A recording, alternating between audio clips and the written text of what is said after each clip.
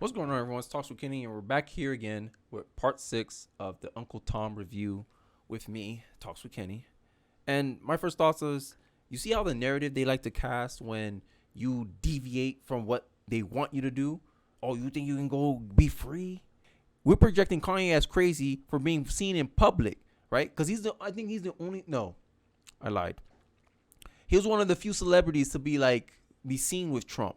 Right, it was him. I think even Kodak Black was supporting him as well. And what's his name? Lil Wayne. Lil Wayne was like, after Kanye West, Lil Wayne was the most notable person to be like favorable towards Trump publicly.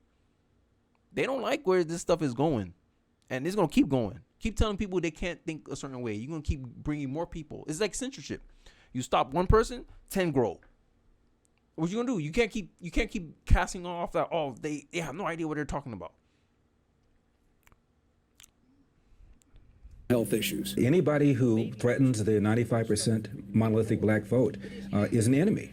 They've got to be dealt with. They've got to be put down. Another stunning act of terror. The mass shooting at 2 mosques in New Zealand. He claims to have been radicalized by Candace Owens. Saying that she was an inspiration to him. She has responded sarcastically. Few events I've not been blamed for. Brazilian mining dam collapse, Chinese air smog, Tenerife air crash 1973. She's not taking this at all seriously. What do you think the press is doing when you try to smear someone as having a mental disorder and when you say that someone is inspiring a mosque shooting? Well, you're trying to make it so that my career is effectively cut off. You're trying to make it so that nobody talks to me, so that I'm considered sort of this reject. I just have to say that I object strenuously to your use of the word hilarious. To me, this feels a lot like your reaction to being named in one of these manifestos. Now, you're of course not responsible for the words of somebody writing that document, but I do think that laughing at it is a real problem, because these are real families that are impacted by this violence. I'm a black female who came from poverty. I should be at the top of the progressive stack. I should be receiving awards. They should be calling me, inviting me on the red carpet to share my story, but they're not. Why? Because I'm not saying what they want me to say. You would rather assign meaning to a homicidal maniac than to actually address the things that I said today that are actually harming Black America. Number 1, father absence. Number 2, the education system and the illiteracy rate. Illegal immigration ranks high, abortion ranks high, white supremacy and white nationalism, if I had to make a list again of 100 things, would not be on it. Like fatherless homes, I think the only thing that saved me from the statistics of becoming a single parent, single mother raised black man is the fact that my father was in my life, and that I got guidance from my father any way I can, because his perspective like really balanced me out. Because before, I remember I used to get in fights with my dad, arguments with my dad, because he would be like, hey, in this house you do this. When I had to live, the summer vacations were the worst for me. But looking back, I needed that. I needed routine. I needed structure. Right? My mom let me do kind of whatever I wanted in the house, as long as I didn't make a mess, I didn't cause any problems for her. She'll let me do anything. Like if I chose I didn't want to shower for a week, she ain't challenge me to do none of that. She let me do what I need. My dad, he was like, hey, every morning you shower, brush your teeth, you eat dinner. And I was like, who's this guy? He's my dad, obviously. So I did it, and I reluctantly did it, but it showed me, hey, you need a routine, you need structure, you need order. Let's continue. This hearing, in my opinion, is a farce, and it is ironic that you're sitting here and you're having 3 Caucasian people testify and tell you what their expertise are. Do I know what my expertise are? Black in America. I've been black in America my whole life, all 30 years, and I can tell you that you guys have done the exact same thing every 4 years ahead of an election cycle, and it needs to stop. I think probably the most hated political person in America is a black conservative. And that's because we refute the entire philosophy of the Democratic Party. Oh my God.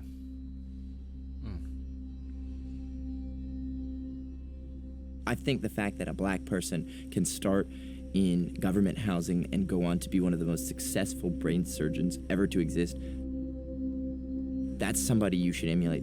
That's someone you should idolize. That's someone you should put on a pedestal. Came from nothing, became a neurosurgeon, one of the greatest men in the world. Some of the things he's done, nobody's ever done in the world. Do we He hear was the about first him? person to perform surgery on conjoined twins at the brain. No one wanted to do that, and he did that as a black man. I don't think of myself as a surgeon. Just a guy people pay to stab their brain until they're healthy. But y'all won't call this tap dancing. Y'all won't call this sellout. He making fun of a black man, biracial, because he don't talk the stereotypically black way in front of a bunch of who? In the UK, a bunch of who? A bunch of who? White people. That's what I'm saying. I don't trust none of these pro-blacks. To me, pro-blacks are just race hustlers. Quick backstory on Dr. Ben for those who don't know. He's a former brain surgeon and Republican presidential candidate who our celebrity-in-chief, Donald J. Trump, nominated as his HUD secretary in 2017, despite him having zero relevant experience. Now, Ben Carson is a very intelligent person. To ignore that and say like, oh, well, he's a doctor. He has no business in government. Really? So we can't even have people who are smart enough to be doctors in the government now? Like, who do you want to be in the government then? Just because Dr. Ben Carson is a well-educated neurosurgeon who doesn't speak fluent nigga doesn't mean he's acting white. Okay, so I don't agree with calling people Oreos, but I can see why you would call Dr. Ben Carson one. Ben Carson, do you pass the black test? You know, I grew up in Detroit and I grew up in Boston. In Boston, you know, we lived in the ghetto. Excuse me, you grew up in a what? A ghetto? A ghetto? That sounds like a... So imagine, instead of him being half black, let's make him full white. And let's say Ben Carson let him talk all hood and stuff, and he making fun of his hood stuff. How would that go? Demeaning his own in front of these white people. But you ain't gonna hear none of that. Because he happened to be half black, right? I don't care. Yeah, you can make fun of anybody. I don't care. But don't come condemn the other side, though. But let's continue. A French person saying cat in Spanish. What is that? What kind of black person says ghetto? Mother, I'm straight out of Compton. This kind of crap goes on all the time. They're trying to say he is not black enough. I was at a Popeyes organization and then I deposited basketballs at the Urban Athletic Complex. Thereafter, I rounded out the night by making it precipitate at a ladies' clothing removal facility. We want to shun him. He's a sellout. He's a coon. We want to remove his name off of schools. The Detroit School Board now considering stripping the name of HUD Secretary Dr. Ben Carson off of a local school over his ties, yes, to the president. I've cringed when I've seen the way people like Politics Ben Carson get over treated race, by the huh? media. For example, when Carson first became HUD Secretary, Where was the pro-blacks for this? You taking a black man off an institution for what? I don't agree with my brother, but his name deserve on. Like, no, I don't hear none of that.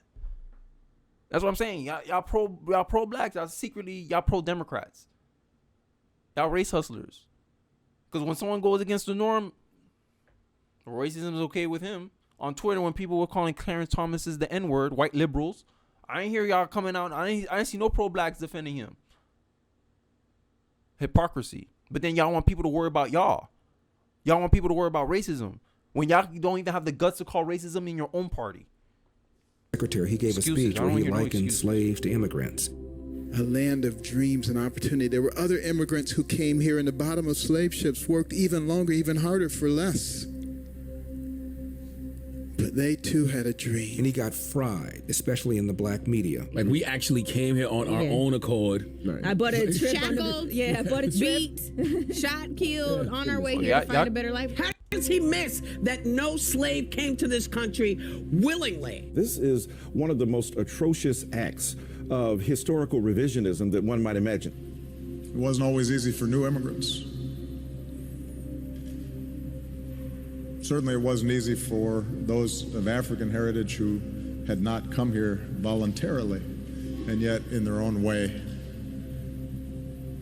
were immigrants themselves. Obama said the very same thing at least 11 times. Nobody said anything. The left claims it advocates for black people, but they really advocate for left-wing black people. Reagan won Pennsylvania by the margin of despair.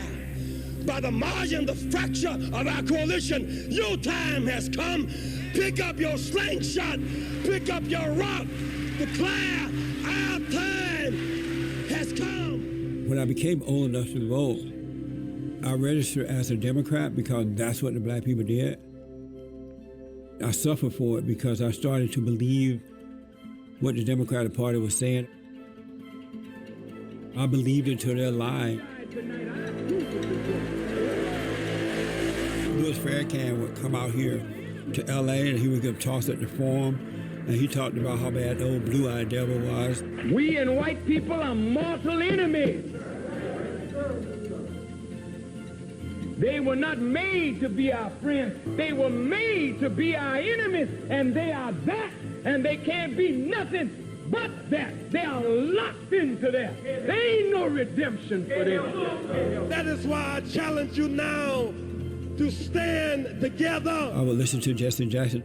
Raise your fists together and engage in our national black litany. I would listen to them and they were saying it's all white people's fault.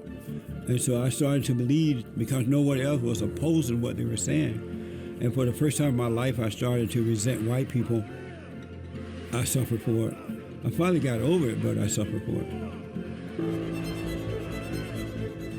When I turned 30-something, I started asking questions like, if the white man is holding me back because I'm black, why is it that they're not holding Jesse Jackson, his family back, the so-called NAACP and all of them? Their kids went to the best schools, they have fathers and mothers in their homes, and they were doing very well. And so I wonder, why is it that they're not holding those people back if they're holding me back because I'm black, right? And that's when I realized I've been lied to. And everything started to change then. Jesse Jackson is a racist demagogue, and he's built a career on keeping black people down, keeping them angry, brainwashing them to control them for his own personal gain. And they have lost that power. And look how those white people look at him. I can't tell it's black and white, but look how they look at him. Like, what? What are you talking about? Like, let's use church as an example. Let's say it was a church. People will believe what he's saying if he said that. Oh, he's, people compare church to cults, right? They would believe him if he was talking to about a Christian church pastor. But all of a sudden, the same concept can't attribute to political movements. Look how they look at him. Like he don't know what he's talking about. That's that liberal racism I'm talking about. Speak your mind, Robert. I grew up in Alabama on a plantation, and I grew up under the Jim Crow laws. They deliberately kept us down by causing us to become angry, destroying the family, and demoralizing black people. And so what we're trying to do is to wake them up to that reality. When I was growing up, I was just taught good and evil, right versus wrong. I had never even heard the word racism. We knew that it was a spiritual battle between right and wrong, good and evil. There was no such thing as racism, sexism, homophobism, Islamophobism, or deadbeat dadism, or white supremacism. It didn't exist. That only came about when we allowed the Democrats to take over. They started making up words to deceive us. We've got to deal with homophobia in all communities, including the black community. A lot of the black civil rights leaders have abandoned the moral high ground and have perverted the civil rights movement to the point where it's become a part of a race grievance industry. We're on the brink of undoing what Dr. King and others went to jail for. Blacks have been convinced that they're supposed to respect you if you have the title Reverend or Pastor, even if you're no good. You probably can't even remember a sermon from Al Sharpton. Reverend Al Sharpton. He's a reverend of what? In politics, the road to the White House took a detour through Harlem today. It is like a rite of passage for Democratic candidates as an outreach to the African-American community. Well, today, South Bend, Indiana Mayor Pete Buttigieg had lunch at Sylvia's with Reverend Al Sharpton. Barack Obama dined here in 2008. So did Bernie Sanders in 2016. I could tell the Negroes to go left and they'll go left. How much are you willing to pay me to get the Negroes to do what I want them to do? It's just the same thing I claim that union leaders do. They want to be the centralized authority of influence in a given community. oh, I'm the leader of the auto worker union. It's the same thing. These civil rights leaders become union presidents essentially, and that the politicians know, especially Democrats, because unions heavily go Democrat. They can just talk to one person and then he go back and say, you all need to vote this way. It's all for our benefit. Look, I'm your union leader. I'm looking out for you. But if we preach a decentralized message saying, hey, what's good for you is not necessarily good for another person. No one wants to believe that. I don't know, man. I think gone are the days where just because someone look like you, they think like you. I think that idea needs to die. But I know what I'm saying goes against what people perceive that a black American is supposed to say. People might discredit my opinion because they find out that, oh, you're a first generation American? Oh, you don't know, you can't speak on this. You're not ADOS. But you claim this is my argument. You claim that America is still racist. There's racist institutions still in power. That means it should still affect me, regardless of whether my historical ties are tied to America or not. And from what I observe, I see no evidence of that. But you're sitting here trying to convince me that I'm less than, I'm oppressed, when I have no experience of that. Every oppression I felt is due to my own personal choices or situations that I put myself into. And that's it. They're the ones that receive the contributions to say, hey, let's keep these people subjugated. Let's keep them voting for us. And you do what is necessary and help us to squelch these voices that are rising up in opposition to what we believe. They're leading the narratives that others want them to lead.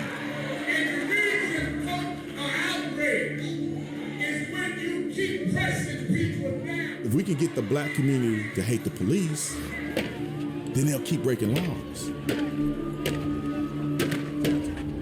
So they got to keep black people angry, stirred up, angry, ticked off.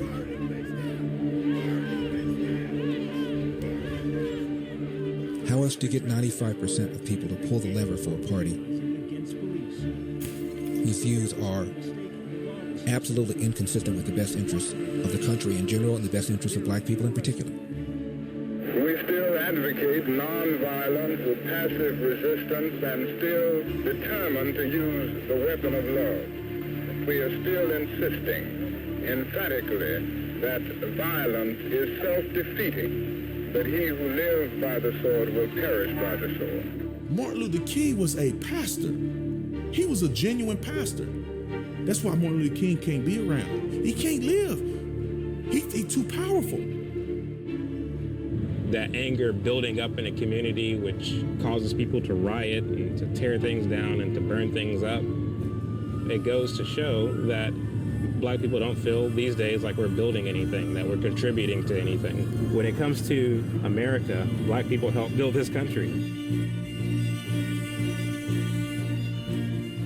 When you look back at the history of black people here in America, once we were free from slavery, we were successful in ways, and we overcame things, and we did things far beyond our predecessors could have imagined, simply because we had that almost instinctively in us. As blacks emerged from slavery, a minute percentage could read or write, and yet in half a century, over half the black population is literate.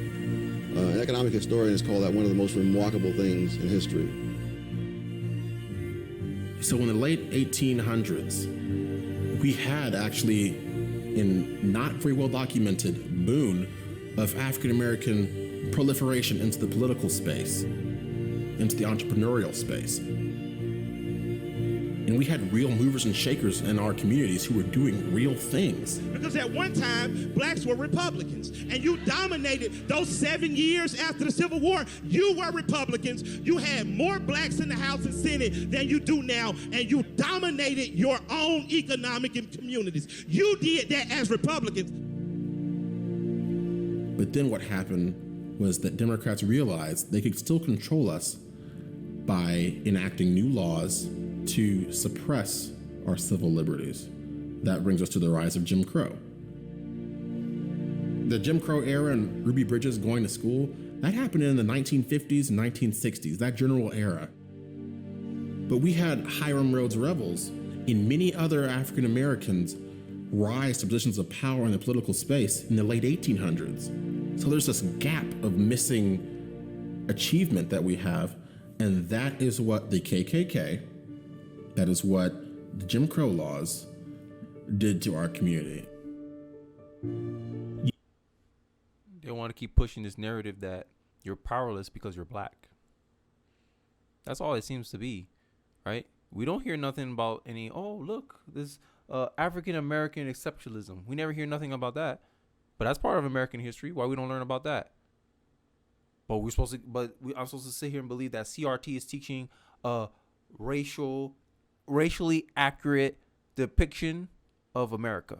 I'm supposed to sit there and believe that when the conservatives are bringing up these claims.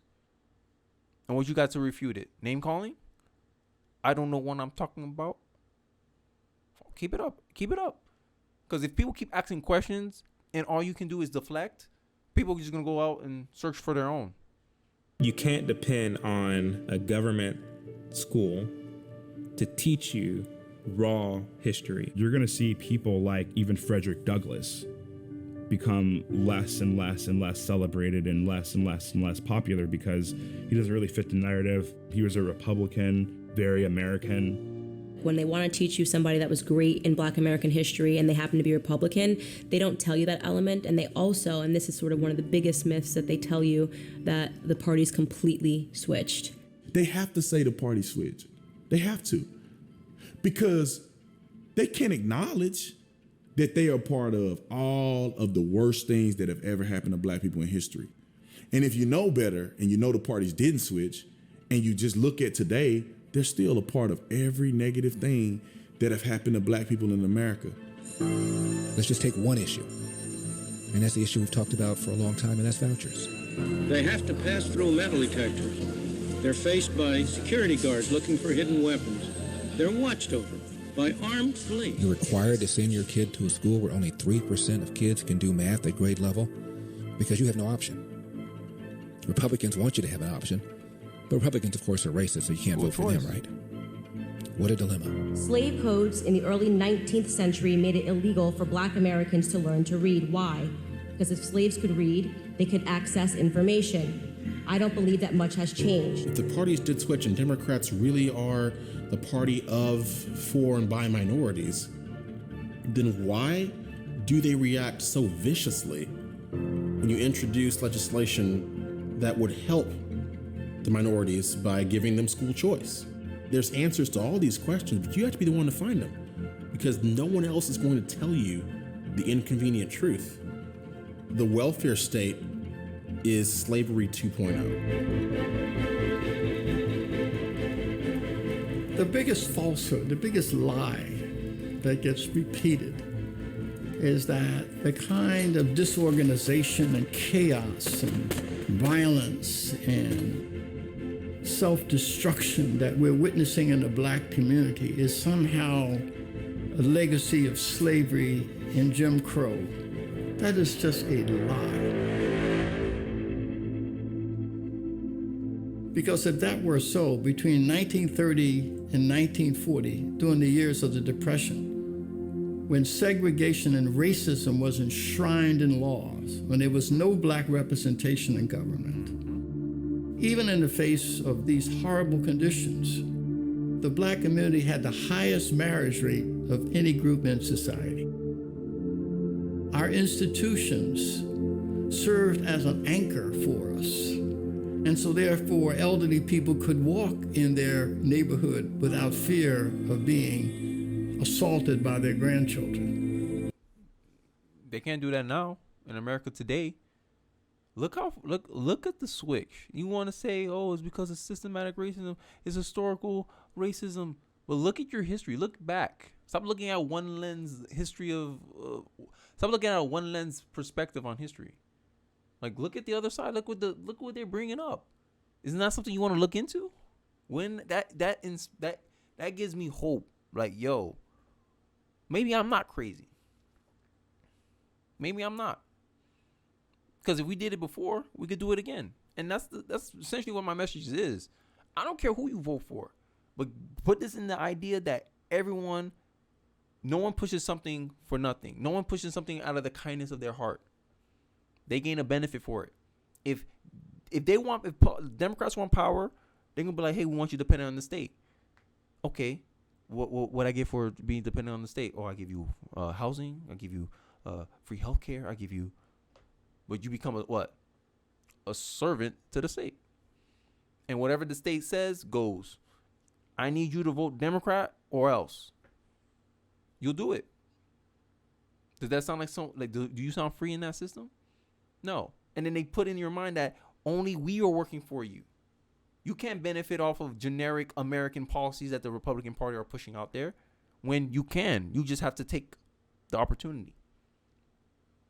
But they want you to believe in their side. Hey, look, we have a specific policy just for black people. That's no different than here's a plantation just for black people.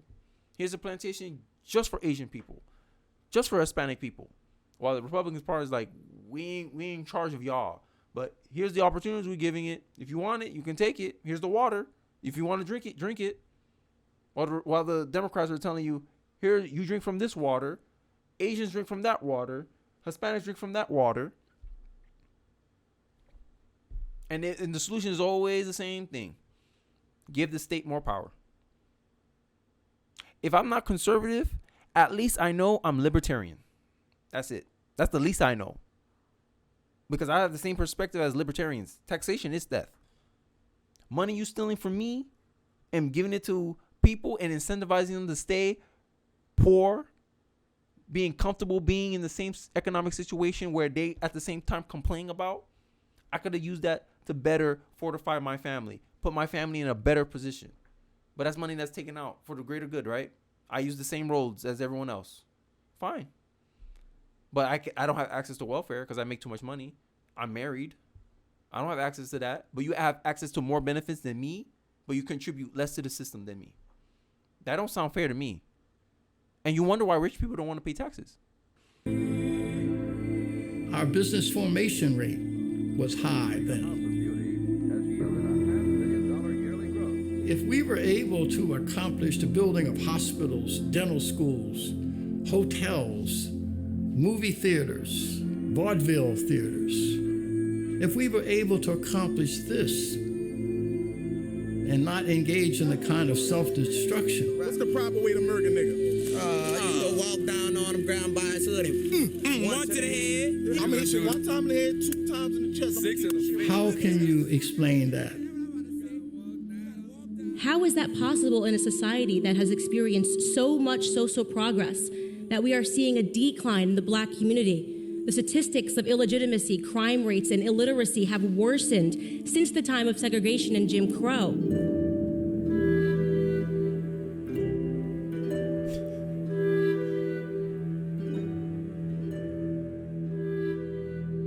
Before the war on poverty launched, 87% of blacks lived below the federally defined level of poverty in 1940. By 1960, that number had decreased to 47%. A 40-point drop in 20 years. That's probably the greatest economic prosperity period for blacks in the history of this country. And this all happened before affirmative action, before the so-called war on poverty. If this doesn't prove anything, it proves that we don't need affirmative action. We don't need diversity and inclusion. That's what I got from that. That you are literally in control of your own destiny. No one else is. It's you. You're the driver. Don't let no one else be the driver. You be the driver. Sure, people can throw roadblocks in your way. Everyone got roadblocks. But how you maneuver around it? Come on, man. Don't let these people convince you that you need them. Back then, it was commonplace to have both parents in the home. If you made a commitment and you married somebody and you had kids, you stayed with them. It wasn't just about your immediate family. It was also about your church family. In those days, black men were in control. The black woman respected the black man. Having a strong father showed me how to be a man. It also showed me how to treat a woman. When I was young, I remember going to open house and everybody's parents were there, everybody's.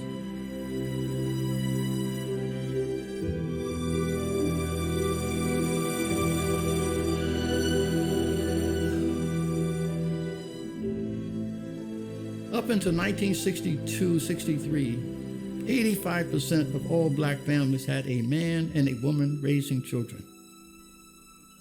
But that all changed in the 60s. You estimate that the welfare is pays, I guess,